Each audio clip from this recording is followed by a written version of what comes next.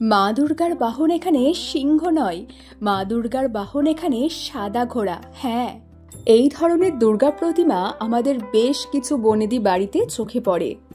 অনেক গবেষকের মতে ৭ম দশকের আগে সিংহবাহিনী কোনো দুর্গামূর্তি পাওয়া যায়নি। এমনকি সেখানে কোনো দেবীর ৪ হাত, কখনো ১২ হাত, কখনো ১০ হাত ইত্যাদি দেখা গিয়েছে। জানা যায় অষ্টাদশ শতকে নদিয়ার রাজা কৃষ্ণচন্দ্র রাজবাড়ির দুর্গা প্রতিমায় ঘটক মুখের সিংহের ব্যবহার করতেন। অনেকে মনে করেন সেই সময় ব্রিটিশ শাসন ছিল বলে ব্রিটিশ সাম্রাজ্যের প্রতীক হিসাবে সিংহের পরিবর্তে ঘোড়ার ব্যবহার করতেন।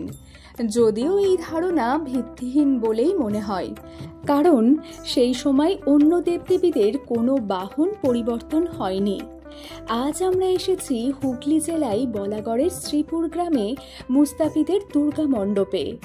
এই গ্রাম ১৭০৮ খ্রিস্টাব্দে রঘুনন্দন মিত্র মুস্তাফির মাধ্যমে প্রতিষ্ঠা পায়। তার মাধ্যমে শুরু হওয়া সমস্ত অনুষ্ঠানগুলির ঐতিহ্যকে রক্ষা করে চলেছে তাঁর বংশধরেরা।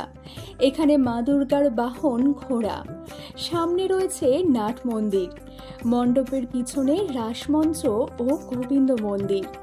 এছাড়াও প্রায় ৩০০ বছরেরও বেশি প্রাচীন হুগলি জেলার একমাত্র রাস উৎসব এই গ্রামেই অনুষ্ঠিত হয়। ব্যান্ডেল থেকে কাটোয়াগামী রেলপথে বলাগড় স্টেশনে নেবে টোটোতে বা অটোতে সহজেই আসা যায় এই স্থানে।